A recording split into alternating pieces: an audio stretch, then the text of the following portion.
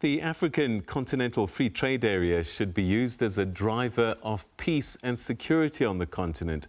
That's the word from a Cape Town academic, Professor Tim Murithi, who says the operationalisation of the AFCTA will increase trade, but will also increase the trend towards political, regional and continental integration, which will enhance efforts to promote peace and security in war-affected regions of Africa. Earlier, I spoke to Professor Murithi, the head of the Peacebuilding Interventions Programme at the Institute for Justice and Reconciliation in Cape Town. And I began by asking him what the main sources of the current insecurities on the continent are.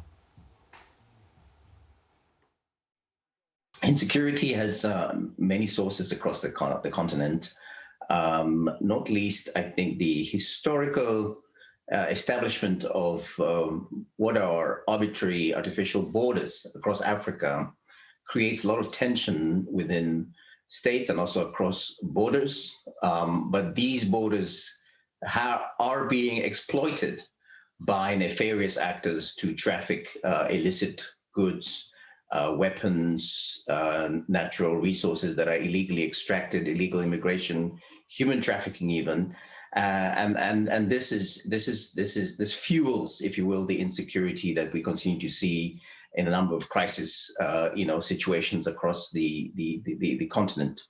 So the African Continental Free Trade Agreement brings great hope to transforming the continent.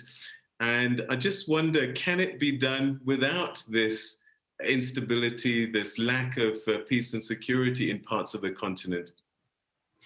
That's a very important point that you make. And my response to that is that no, we can't really pursue all of the opportunities that we see emerging through a African Continental Free Trade Area without, addressing some of the fundamental issues around security, stability, to enable trade to, in fact, take place. You cannot trade with someone if you're busy shooting them. And so a step that needs to take place, or at least in parallel, is for us to find ways to also strengthen efforts to promote peace and security, to strengthen peace building, transitional justice and reconciliation across regions in Africa, so that we can really take advantage of the African Continental Free Trade Area, which opens up the continent for trade with no restrictions in terms of the trade of goods and services. And it creates one of the largest markets that in the world for trade, and which will help to lift Africa as a continent. So this is something that we need to redouble our efforts in. It's a great thing that the African Union heads of state adopted the African Continental Free Trade Area, which is fully operational as of this year.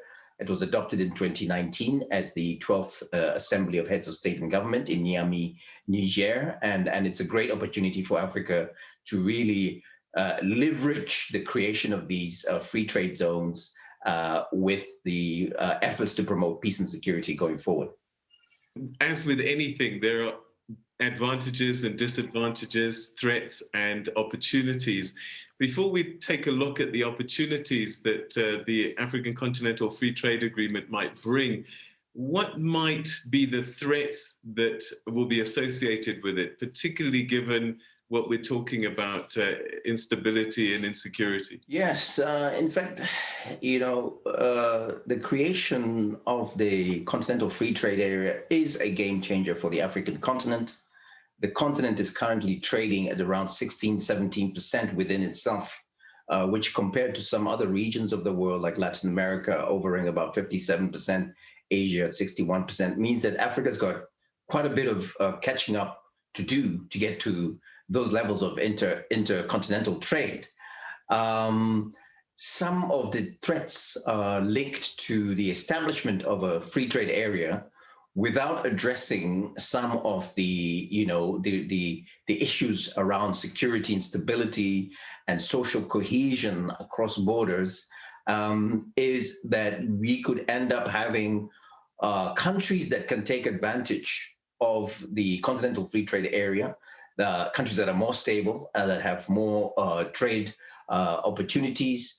And what you will have is uneven growth and development across the African continent, which will create tension because issues like illegal immigration are not going to go away. And some of the more kind of illicit forms of trade will continue to happen as well. When you have regions that are imbalanced in terms of their levels of economic, socioeconomic development, but also political and developmental kind of growth.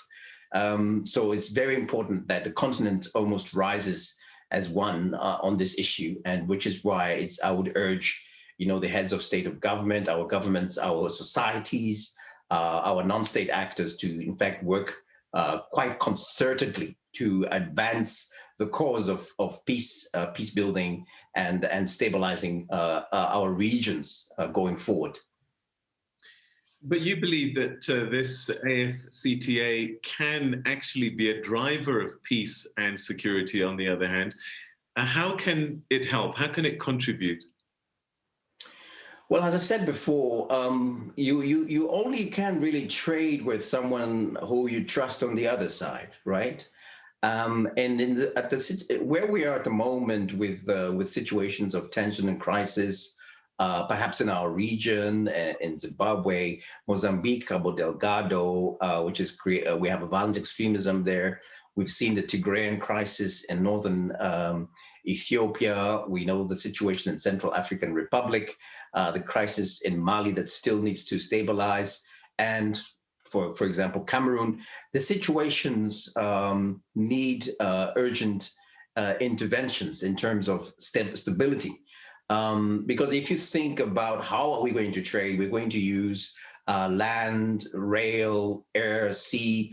Those routes can be compromised by insecurity, by nefarious actors who want to, in fact, take advantage of those who are trading. We've seen the maritime insecurity situation on the Indian Ocean, where ships that are trading in goods are essentially hijacked and extorted for the gains and for the goods that they are carrying.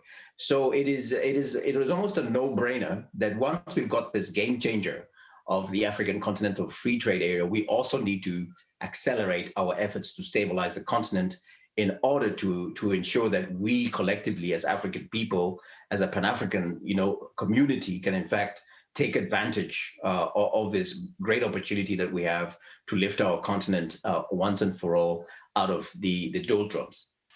Old habits die hard.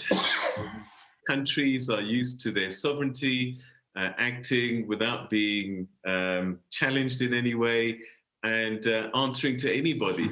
And part of what this continental free trade area will bring is having to conform.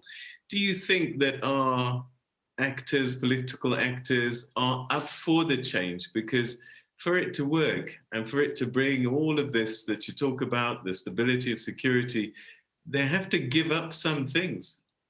Absolutely. And that is one of the challenges that will remain. A lot of the African countries rushed to sign the Continental Free Trade Area because trade is just considered a common good. A few other documents that were attached to this whole agreement were the single air transport system for Africa, as well as the African Union Protocol on the free movement of people. And that's where a lot of countries almost hesitated. And especially on the Protocol on the free movement of people, there's been a much lukewarm response and embrace of it. But in fact, the two go together, because if you're talking about continental free trade, surely you have to allow people to travel across borders without the visa restrictions that have really hampered our ability to move to different countries, set up businesses, get enterprises going. And so, yes, sovereignty will continue to be an issue. But as we begin to lay the foundations for this continental framework, the practices will eventually compel countries to open up much more. A number of countries have already resorted to the e-visa system, for example, to actually make it easier for our fellow Africans to travel in between countries. And some of the visa restrictions that we've had have been really unhelpful, with historical origins to colonialism.